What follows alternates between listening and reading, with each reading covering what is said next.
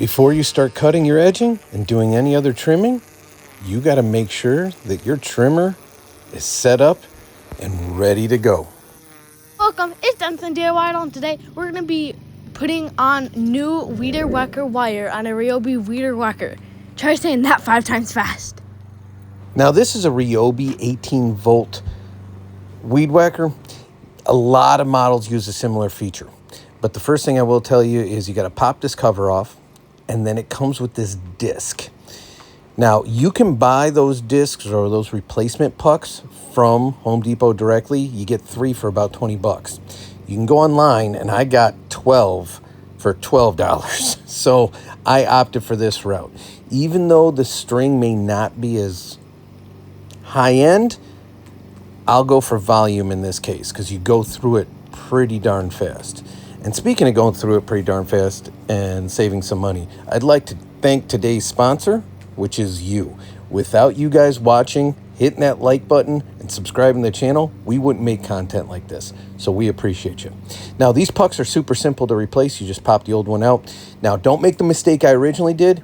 Drop your line through the feeder hole and then put your puck in when you're putting the new one in. Make sure you got the bottom point in the right orientation. It stops you, and then just pop your cover back on. It does give you replacement covers.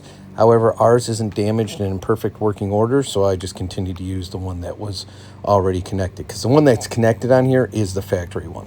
Now, this is a self-feeding system, meaning you don't have to bump or do anything, so most of the time the covers stay in pretty good condition.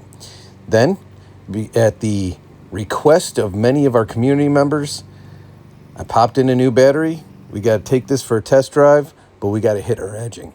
Because we were out of string trimmer wire, our edging got a little out of control.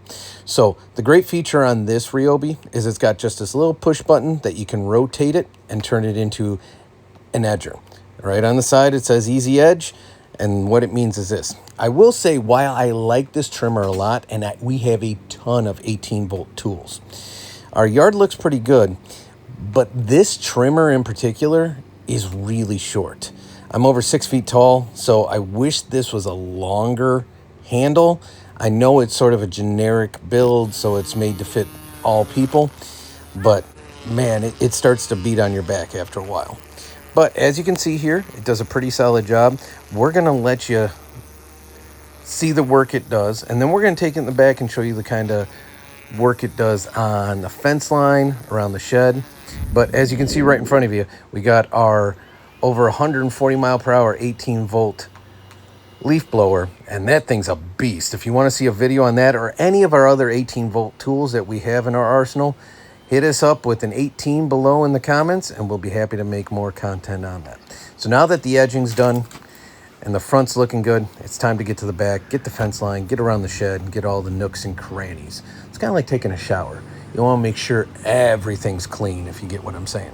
So this thing does a great job. I will say that a few times it did have to get a manual pull to get the string fed through because it just blocked up. I don't know if that's because they're aftermarket reels or if it's because it's just the design of this. In fairness, we haven't been using this one as often. We've been using the plug-in when we've used one, which that one you manually wind in the string, and man, that becomes a pain. So I like these drop-in puck designs. Now, Remus is always at Dad's side. If you're a member of the community, you know that. So here I had to stop so I didn't hurt Remus. But if you like content like this, you like easy DIYs that you can do around the house for the family, you found the right channel. We appreciate you. Take care. All our best.